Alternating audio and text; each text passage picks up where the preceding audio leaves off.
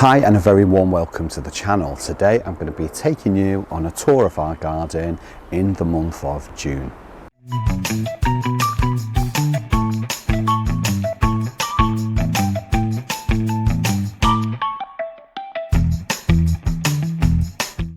I'm going to start this garden tour in this part of the garden, and I want to focus specifically on our Digitalis, or Foxgloves as most people know them as. This here, what I'm showing you now, is Digitalis purpurea. Now Digitalis purpurea, we know that it's this one because it is purple, and this is the kind of Digitalis that you would see, or Foxglove, growing in hedgerows back in the day. But on one side of the plant we have the flowers, and on the other side there are no flowers at all. So we know that that's Digitalis purpurea. However, we know that this one over here, or these ones here, are another Digitalis, different type of Digitalis, because they have flowers all around the stem, all the way around. So we know that they've just been seeded somehow, or they're another type that we've got hold of and planted. But Digitalis purpurea, very, very common. Such a beautiful plant, and I love the Alba varieties, where the white varieties, I should say. Really, really nice. Great to have in the garden as well. But they provide height, that lovely structure at this time of year, prolific self-seeders, and also the bees love to go inside these little booths. And I think there's one coming around somewhere. I think he might have gone in one of the booths. They go inside and collect the pollen, and I just love the sound when they're inside. It's like a really echoey, buzzing sound, and they just look amazing, and they sound amazing as well. But the bees absolutely love them. This time of year is the perfect time to be sowing Digitalis seeds, and we will pop a video in below this one on how to do that. With Digitalis, some are perennial, some are biennial, and there are others that are more on the verge of annual, where they will flower in the first year. They will just flower straight away. You will plant them and you grow them from seed, or plant them and they will flower. Most, however, and the ones that we grow, are biennial. So in the first year we will sow the seed, grow them on, they will form a rosette at the base of the plant, and then they will flower the following year. So that's why if you want these to flower next year, you need to start planning now. June's the perfect time for that, to get those flowers, get flower spikes looking like this next year. They're one of my favourites, to be honest with you. I think in the following year, I think we'll have a lot more of this in the garden. I think they're just amazing plants. We've always grown them, but they just look stunning, they really do. But they are prolific self-seeders, so be prepared. Once you've got them, you will have them in the garden for many, many years to come. Another great, wonderful foxglove, Digitalis, over here. And this is a variety, it's Digitalis Firecracker, and it's a really beautiful orange variety with those apricot edges. Really do like this one. It's such a nice plant, really is nice. Very different to your traditional Digitalis. It's a short-lived perennial. Because this plant grows with offsets around the centre, it's one that you can easily divide those segments of the plant and grow them on for next year, so that you're not losing any stock. That's the thing with these, they're not going to last forever. So if you really want to keep hold of it, you need to keep up with the propagation on this one. One that we've had for a number of years over on the other side of the garden here is looking great. Now this one has, as I say, been growing here for 3 years now. It's still alive, it's still doing its thing, and I can show you what happens. The original plant is over here, but what happens is it's spread along from these offshoots there. So you've got these other stems coming from the main plant, and they've created new plants, and it will keep doing that as well. So that's what we want. We want these new plants, and eventually these older ones will die off. Lots of babies coming up here as well. That's probably Digitalis purpurea, that's seedlings that have begun to grow. So everything's looking great. I love foxgloves. You just can't beat having them in the garden.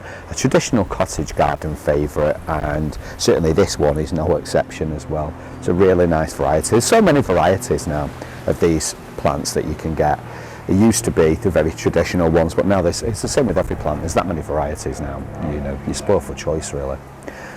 Persicaria doing really well, that's coming up lovely. I'll take you along this back of the border first actually, because that'd be nice.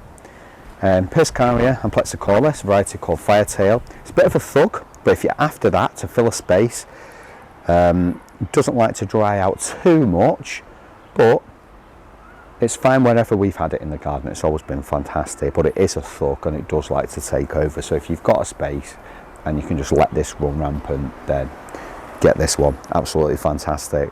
Like I say, Digitalis doing amazingly. The Thalictrum has come to an end with its flowering now. Oh, it's not. It's still got some flowers on. This variety called Black Stockings, really nice variety, and lovely slender black, well, dark stems, and I'm loving the way that it's turning now and changing and going to seed. Really do like that, but it provides some structure as well at this time of year. Our Helianthus, the Lemon Queen, coming up now. That had the Chelsea chop in order to keep it much lower. It's a very tall perennial, this one. Again, likes moist soil, but it'll have the most beautiful daisy yellow flowers on as the season progresses. Now, we've got Lychnis coronaria here, doing really well. I love Lychnis coronaria. It's such a beautiful plant, and look at the combination. We have Lychnis coronaria with Geranium Brookside as well, and that is a award-winning combination. Look at the colours, it just is stunning. Really nice colour combo, that. And that's the fun thing about gardening, putting plants in and seeing what works well and what colours work together as well. And when you get a combo like that, it just looks amazing. Really well. Over at this end, we have Centranthus ruber doing really well. Some of the flowers still looking great, but starting to go over. They will turn to seed. All these lovely red flowers will turn to seed, like feather-light seed. They will be dispersed all over the garden and probably for miles around, literally in the breeze, and set seed. They're quite prolific self-seeders, and they like to grow in rocks and crevices, and it's just a really nice plant. One of those plants that you do need to keep in check, because as I say, it will self-seed everywhere, but it's a really nice one to enjoy. I love the waxy foliage, and it just looks amazing, really nice. The white variety of this is nice as well. Pond looking absolutely amazing. You can probably see just through there, everything looking good. There's a bit of weed in there, so you have to keep fishing that out. The birds have ended up getting some seed in there, or it's blown in, but we're keeping on top of it. I'm looking forward to the lily coming up. Lots of fresh growth on that, and I'm looking forward to it flowering again this year. Absolutely love water lilies. Amazing to see, and absolutely adore them. Astilbe looking absolutely fantastic there, and that's a variety called Fanal. Really nice variety. Quite, it's not, I wouldn't say it's very low growing, but it's quite compact and quite a nice one to have. Astilbes like water, so probably not best to place them somewhere where they're going to dry out. And the flag iris still flowering away there with the most beautiful buttery yellow flowers. Absolutely love that. Interestingly enough, I've said this before, but that was in the garden, in the original pond in this garden, decades and decades ago. And when Paul created this pond, we left it there where it was, because it's such a tribute to the garden. It's always been here. It's so beautiful. Lots of Astilbes here as well, doing really well. And our primulas looking amazing, getting towards the end of flowering, but still looking good. I want to show you now, I want to bring you back over to this part of the garden, and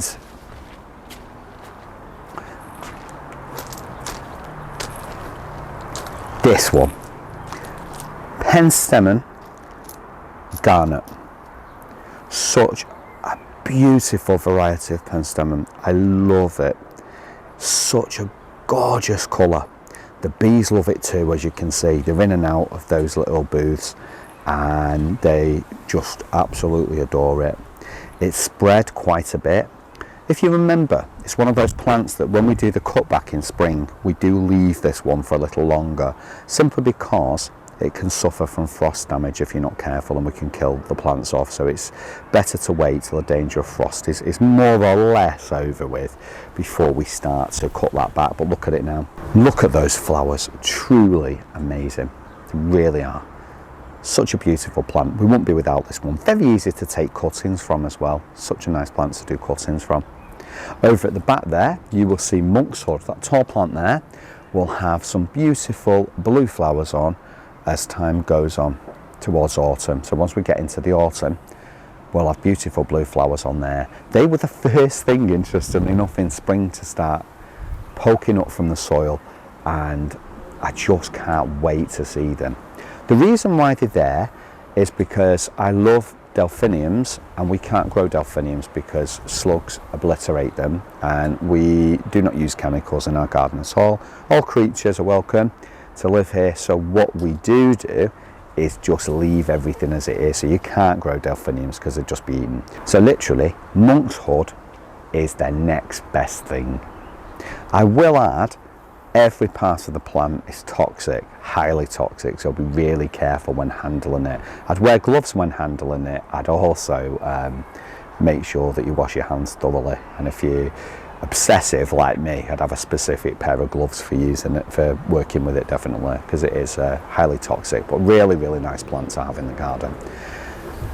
I'm really happy because our Aster Twilight is here. At the minute you think, well, it doesn't look much, and here, but this will burst open with the most gorgeous blue flowers as the summer progresses. It's going to be amazing. I've noticed there our Cirsium, and this is a Cirsium called, it's a thistle, Cirsium called Trevor's Blue Wonder, has a bee on there. Again, that purple bees are attracted to, they seem to see it much more clearer, but look at it. People would have thought years ago, putting a thistle in your garden, what would you want to do that for? But they are such amazing plants, and this one will grow quite tall. It's a nice, it gets to a nice height, and it just looks stunning. Behind it is, blowing in the breeze there, is Phlox paniculata spatsuma, and that is my favourite phlox. I love phlox for the scent. During the summer, especially August, they will have the most beautiful pink flowers on.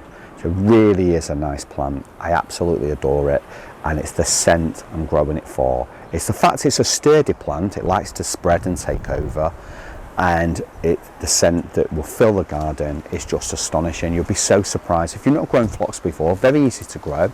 This variety, so as I say, Phlox paniculata spatsuma, that's the variety.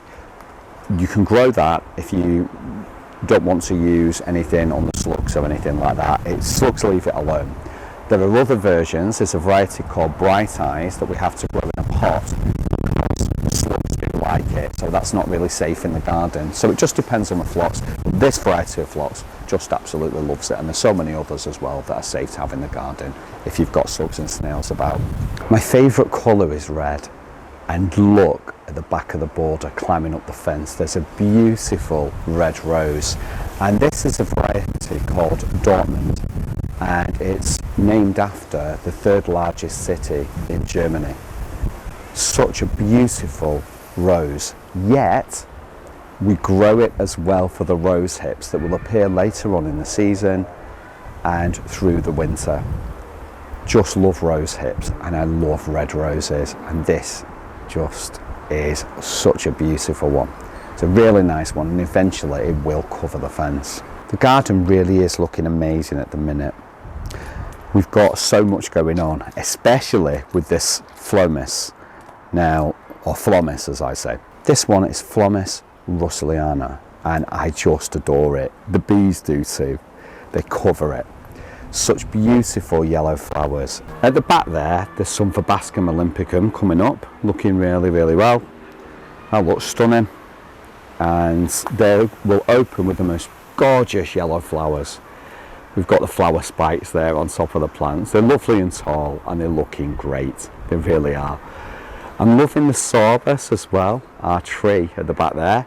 It's getting all its berries on now. They're starting to form and take shape. They will develop into the most gorgeous orange berries, and as the winter comes in, the birds will eat them from the tree, and that's one of the reasons why we're growing this. It's such a beautiful tree, and the birds can eat the berries as well. Right, this one here is Sedum Matrona, really nice plant, and it flowers later on in the season into autumn, but we do get the most gorgeous butterflies on this one because they do love it, they really do.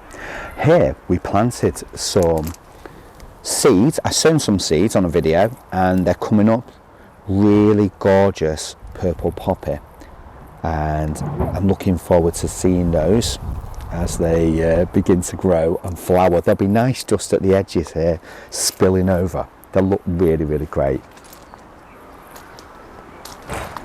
Over here our Geum, and this is Geum Princess Juliana. Such a gorgeous Geum. Some of the flowers have gone over now, but we're not going to take it right back yet. When I say take it right back, what we'll do is we'll wait till all these blooms are finished, there's no more flowers, and we will cut back. I'll give you a bit of advice while we're here on Geums. We will take the stems back. So say I've got a stem like that, pretend all the flowers have gone on it. I could do this now, but I'm not going to, but I could do it now really, because it's only got one flower on. As soon as that's finished, I can take it right back to the base, right down into the plant, make a cut there. Eventually, it'll throw up so many more flower spikes, and you will just have much more flowers throughout the summer. It's really nice. Here we have our Salvia caradonna. So Salvia caradonna, such gorgeous purple flowers, really nice plant. Again, a bee magnet, and it's such a nice one to have in the garden. I will say though that if you have a wet winter, you do have the potential to lose this, so always take lots of cuttings the previous year, so that you've always got something to fall back on should you lose any plants in the garden. And I think that's always the best way. Behind me we've got a beautiful Veronicastrum, and this is a Veronicastrum called Veronicastrum lavandultum. Such a really nice one, lovely cute blue flowers there, and again a bee magnet, but I like the height of it because I love my tallies. This one really does do it for me, and it's nice to be at the back of the border as well, like it is. Such a lovely plant.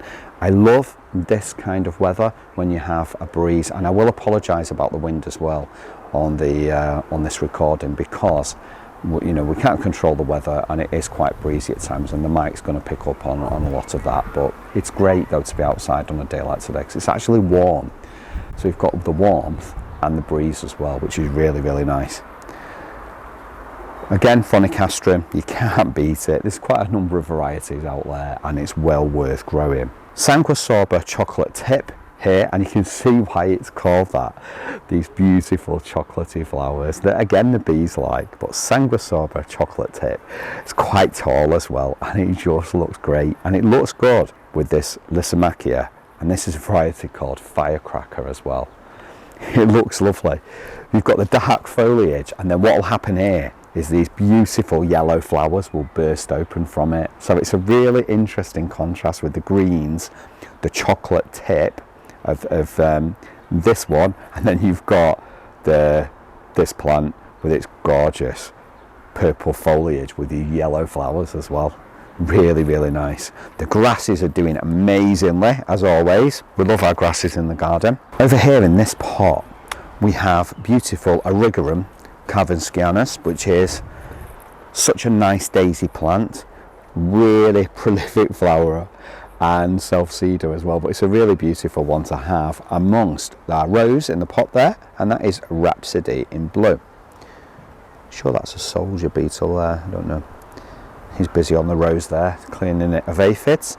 Tomatoes looking truly stunning here, doing really well. I'm really pleased with them, doing absolutely fantastic, and we've got some flower buds on there, lots of flower buds going on, so they're happy in the veg bed. And also at the back of the veg bed we have our sweet peas, and I came out before and I was attaching these to this next rung there. So our sweet peas are doing really well. We grow them in containers, and what we do, if you just come through, cameraman please, is grow them in pots. We leave them in the pots that they've been grown in, and we place the pots out onto the soil. That way we avoid root disturbance, because sweet peas don't like to be disturbed. Also, when the plants are quite young, it stops slugs from climbing up the pot. It just puts them off a little bit. It really does help, and it makes a difference. Doing really well with our Almeria. Now this Almeria is, or Thrift as it's known, is a pink variety. Does really well. I've not told the story for a long time, so I'm going to tell it now. When I was a child, I was about 8 years old, I used to split it from Mum's garden, pull off bits and pieces of it, and pot it up in plant pots and sell it to, I'm going to say old ladies, because they were old ladies that used to buy them from me, in the back of Mum's house. So yeah, my first attempt at a little business there going on, earned a bit of pocket money and money for seeds and things. Lychnis chalcedonica, just about to go over, but still looking great, and lots of new flowers coming out at the back there. Doing really well. It's such a nice plant, this one. A lovely red. I like my reds, and this is a gorgeous one. Very different type of Lychnis, also known as Maltese cross. Really nice one, and I just think you can't beat it. The tree's doing really well. So Prunus nigra looking absolutely fantastic. Paul has taken some of the branches off, so that's what we'll do. We'll keep going around, and wherever there's branches that are going a bit too wayward or going over towards our neighbours, we'll just take those off, and it just keeps the tree compact. But this is a memorial tree, so our cat's son Ben, our Benny the Bengal, who used to come out in the garden with us, and if you ever watch the earlier videos, you'll see him sat in his cat basket, because he didn't come out he literally used to like going into his basket, he'd close the door in his basket and ask to come outside. So he was constantly out with us in the garden, and on our early videos you'll see him out and about in the garden. He really loved it. So that's his memorial tree. I can't believe it's so big already. It is a few years though since he's not been with us, and then we've since lost Honey as well. Over here we've got a beautiful Rambler, and this Rambler rose, and it's called Rosa Super Dorothy, and we've got this one as a tribute to Paul's mum, Dot, and this is a really nice one. Such small delicate flowers in profusion. It's just amazing. It just covers, the flowers just literally cover the whole fence, and it's so nice to see this now established, because over the last few years it's been a little bit slow to establish, but now seeing it like this is just heartwarming, because this is what you're waiting for something to become established and just spread like this, and it looks so good. Another rose here, probably to come open in the next few weeks, Rosa Sweet Honey, and that's looking beautiful as well. I love my roses, really nice. Over here we've got a geranium called Mrs. Kendall Clark, and it was moved from another part of the garden, but it's looking good, starting to come back, looking really well. It's one of those that flowers once, it doesn't really flower again. A lot of hardy geraniums, we can cut them right back to the ground. We can cut this one back to the ground if it starts to get untidy and the foliage starts to look a bit spent, and it will grow back the foliage, but it will not flower again. A lot of hardy geraniums do flower again, so it's about knowing your geraniums and understanding what flowers and what doesn't. Now this one is my favourite tall grass, and it's a variety called Karl Foerster. Really nice tall grass. It's lovely. It will get much taller as time goes on, and it's just a really nice structural plant. I love the flowers on this as well. Look at that. Look at the colours within that. There's purple going on there. Really nice plant. Such a lovely grass to have. I was never into grasses, and Paul was someone that's always liked them, and it's one of those things where it took me a long time to appreciate the value, but now that I do, and certainly as we go into summer, well, we're in summer now, late summer and then into autumn, these just hold their own. They come into their own in autumn, I'd say. They look amazing now, but they get better and better as time goes on. They really do. I just love them.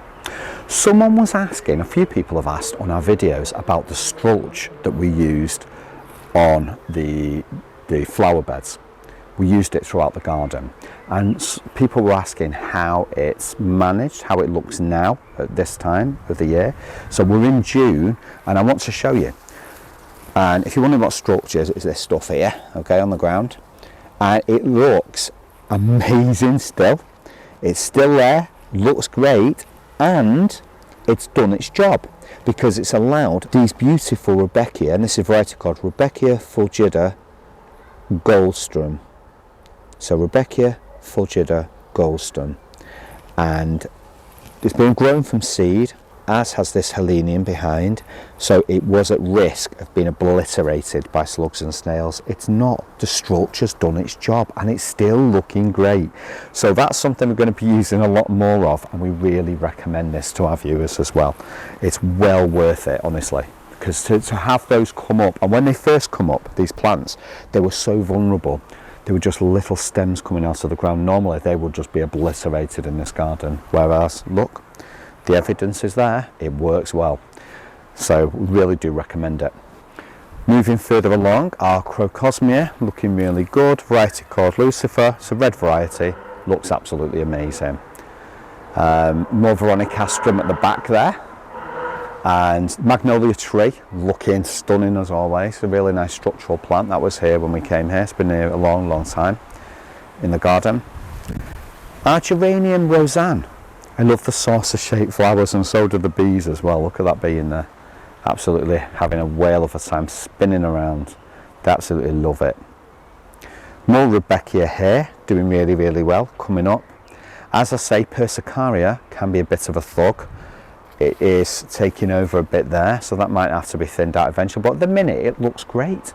It's going to be stunning with beautiful red flowers coming up through here. Again, the bees enjoy it. We've got our Acrolegias at the back, and our Acrolegias, now I don't want to do this. I'm going to do it. I'm going to do it and open these and see what's, look, oh, let me try and do this. It's my favourite seed, those little black seed in there. Look, Aquilegia seed is my favourite seed, shiny black seed. They love to seed everywhere, and I'm going to place this at the back of the border now, and hopefully lots more plants will come up. But it's great to collect and grow. Remember, when you can collect seeds as soon as the plant's ready. So notice how I chose it when it was ripe, when it was all brown. All the foliage that's protecting those seeds was brown. What I wouldn't do is choose something like this, because that seed is clearly not ready. The flowers have just finished, it's closed, it's not ready to seed. And whereas this seed here, on this one, has been dispersed by itself. But you can see lots more pods waiting for us to collect the seed on. Now I'm going to place these, I'm going to throw them towards the back there like that, and they will self-seed. However, we will collect some of this as well, and when you're collecting your seed, you need to keep it in a really dry place, cool, dry place. I go into garden centres and so many times, and I see that the seeds, and in supermarkets, and you'll see where, you know, you go into a shop like Home Bargains or somewhere, and there's all this seed that's, you're just thinking, especially when in a garden centre, when it's in a glass house and the heat is just tremendous, and you think it's not really the best way to store seed, but it is what it is. Now, everything looking great. The allium's gone over there, looking good, keeping the structure. More Crocosmia here, and we've got phlox, more border phlox, and this is a variety called Phlox David. Now this one has the most gorgeous white flowers on, again as the summer progresses, and it's called David, and it just looks amazing, really does. Behind it we have some Helenium here. Helenium's a really, really nice plant to grow, really gorgeous one, looking great. Look at this one here, Arendsii planum, this one, and as you can see already, look at that, for flowers starting to appear. It'll turn the most gorgeous blue. I can't wait for that. Look at this one as well. Oh, such a nice one. Lovely Geum growing here beautifully in this container. Now Geum likes water, so they don't like to dry out. They do like moisture, so it's one of those things, if you're growing it in something like this, which is very easy to do, looks nice, you can move it around the garden as well, but you need to remember to keep water in it. That's the key. Everything's looking good. We've got Lots of strawberries going on at the back here that I am going to show you. This at the end of the garden. This does get a lot of sun, this part of the garden, and there's tons and tons of strawberries going on there. Loads and loads of them. And this is an area that we do need to work on. There's a lot of stuff going on at the back there that we need to sort out. But this is nice, and it's okay at the minute. They do need sorting out for next year. We will do that. But at the minute, we're getting the strawberries growing, and that's all that matters. We've got our wild strawberries here that are really, really nice to have. For any of you that have not tried wild strawberries before, this is what they look like growing, and they look really great. Very small like that, but I can tell you, absolutely delicious. Lovely to eat, very good for you, and nice when you're in the garden and you fancy a bit of a snack. Look at this beauty. Something I want to show you first, this lovely Digitalis here. Look at this one poking through. Lovely foxglove coming through. That looks great, and much more Digitalis there in the border. There's lots going on, and they will self-seed and come into their own eventually. And over here, my favourite at the minute in the garden is this beautiful Penstemon. Quite an unusual colour. There's a bee just going in there. It's a variety called Dark Towers. So Penstemon Dark Towers, and look at that bee enjoying himself there. He's happy in there. It is not a repeat flower. So once this is finished flowering, don't try cutting it back thinking, oh, I'm going to get more flowers on, I'm going to get more flowers. You're not going to get anything on, okay? Just enjoy it now for what it is. I want more of this in the garden, to be honest with you, but just enjoy it for what it is, and the beautiful, succulent looking flowers. Honestly, it just looks amazing, really does. It's such a nice one, but just enjoy what it is at the moment. We were at a garden nursery in Northumberland, and this one is a variety called it's Phlox paniculata, and it's Blue Boy. So Phlox paniculata, Blue Boy, and it's a really, really gorgeous colour. I love it, and it's going to be so nice when it flowers. And the reason why I've put it here is so that I can sit in the chair and enjoy the scent right here. What's important when you're in the garden is to try and find, so if you've got seating, strategic seating at certain parts of the garden, you need to think about scent where that seating area is. So if you've got a table and chairs out, as we have, you need scent nearby from plants. It will make the experience much more enjoyable by having that scent near the space where you're sat, whether you're eating out, whether you have a single chair like this. It just makes it more enjoyable. And so I'm going to enjoy that scent come August time, July, August. I'm going to be really enjoying that. Over here, I want to show you this. Some more Phlox paniculata, David. When you're thinking about garden design, certainly when you've got steps like this, it's best to bring some repetition in. You should always bring repetition in. It's the first rule of garden design. But what you need is, we've got a space here. We've got my favourite grass, so not my favourite tall grass, my favourite grass, which is beautiful Stipa tenuissima. And I love the way that this blows so gracefully in the breeze. It's a really beautiful low growing grass, that's about its height.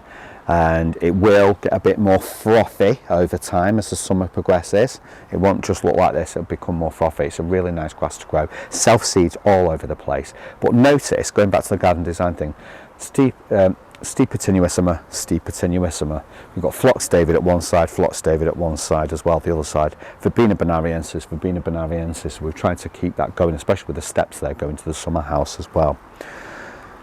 Doing great here with our beautiful lady's mantle, or Alchemilla mollis. Alchemilla mollis is a really traditional cottage garden favourite, but really beautiful plant. Such a great one to grow with these gorgeous acid green flowers. It does self-seed everywhere, so it's one of those that once the flowers have gone over, you would cut it back.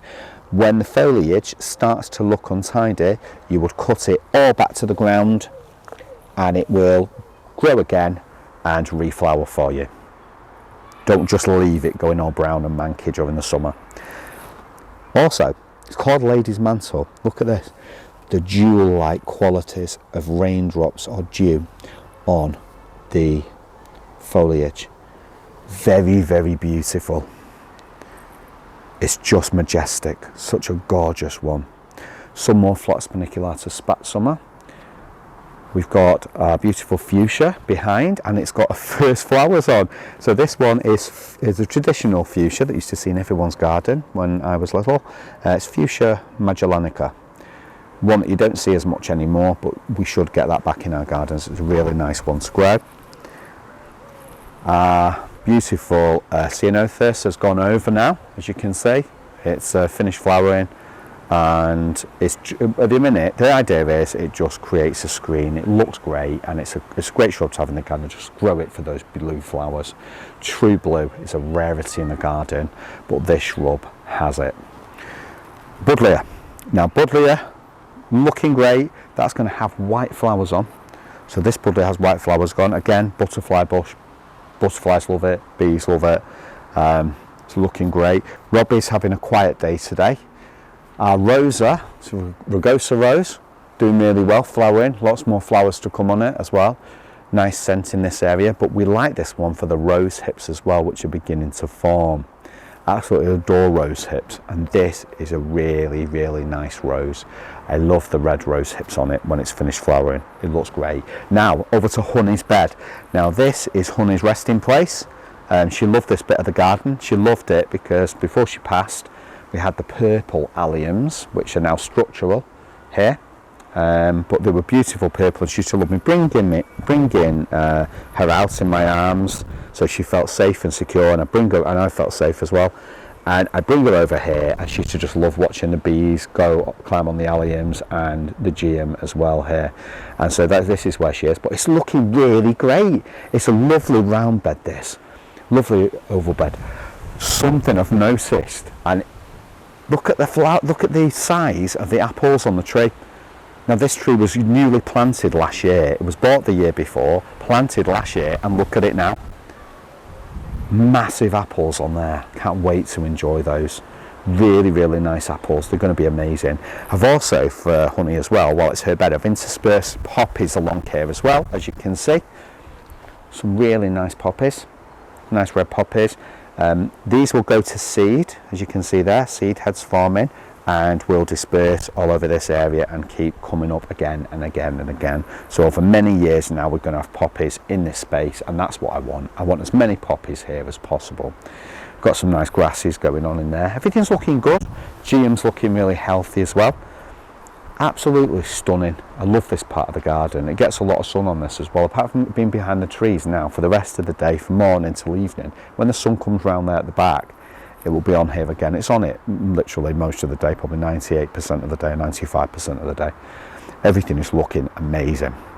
Now, let me see if there's anything else I can show you. I can. There are other things on this side. Now, this beautiful specimen here is Sedum, and it's a variety called Sedum Karl. Really nice, strong name. This Sedum is quite low growing. It's not sprawly, as in falling all over the place like some of the other, like the more traditional Sedums are. And I like this one because it knows its place, but it spreads beautifully. Really do like it. Gorgeous one to have in the garden, and I'm looking forward to the flowers on this, as are the bees and the butterflies as well. This one, beautiful Tiarella pink skyrocket, still flowering its head off, absolutely loving life at the minute, and it's going to be amazing. I know something, what's looking really, really good, and it's our beautiful Aster, and this is Little Carlo. And when I say Little Carlo, it's quite a big, there's small flowers, but it's quite a big plant, and there's 3 of those plants there. Trees are great in a garden as well. When you're working with thinking of garden design or designing your garden, trees are perfect. You don't just put one plant, you want more than one. You don't want 2, you want 3s where possible. And Little Carlo is really beautiful. At the minute you think, oh, it doesn't look that great, but they will. When those flowers are out, you're going to absolutely adore it. Again, Geranium Brookside, doing its thing, enjoying life. And this Persicaria is a low-growing Persicaria, and it's Persicaria, and its variety called Finis superba. So Persicaria Finis superba. And you've got these beautiful flowers. These flowers start off white, and then they turn into this really deep pink.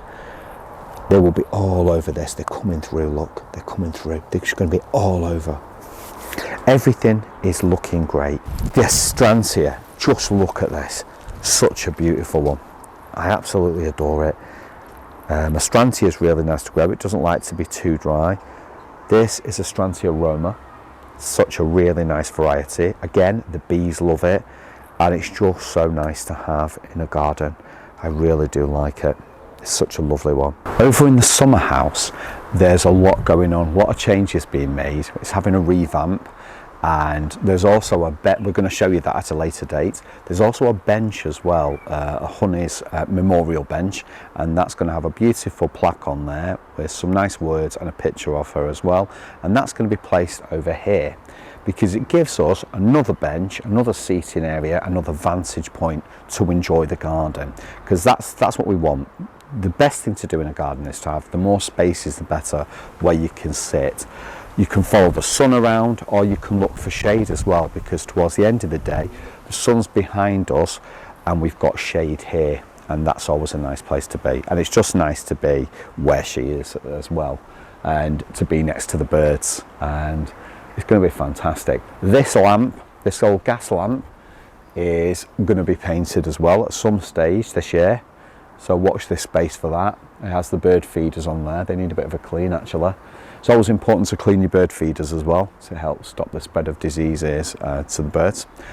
Lots going on, lots of changes happening, but we're going to keep you informed of each and every one. Now, I would like to say thank you so much for watching. If you've got any comments, drop them in the comments box below. Feel free to, you know, when you see the hype button at the bottom of our video, please feel free to hype the videos, because that will help us as well. And if you've got social media, or you've got friends that you know would like our videos, please share them on social media, or share them with your friends via WhatsApp, or people that you know, work colleagues, things like that. Every little helps to get our message across and our passion for gardening. Please subscribe as well. It's totally free to subscribe. Just click the subscribe button and you get our videos coming through to you as soon as they're released. I would just like to thank you again for watching. It's been a pleasure showing you around the garden. Things are looking great. It's that exciting time of year when we can spend time out in the garden. We've got some food to come out in the garden shortly, so that's going to be really, really nice as well. Maybe a little glass of wine as well. Thank you so much for watching. Please share your gardening stories in our comments as well. We love hearing about how things are going in your garden and what's going on with you. And we will definitely see you on the next one. So take care, and thank you so much for watching. See you soon.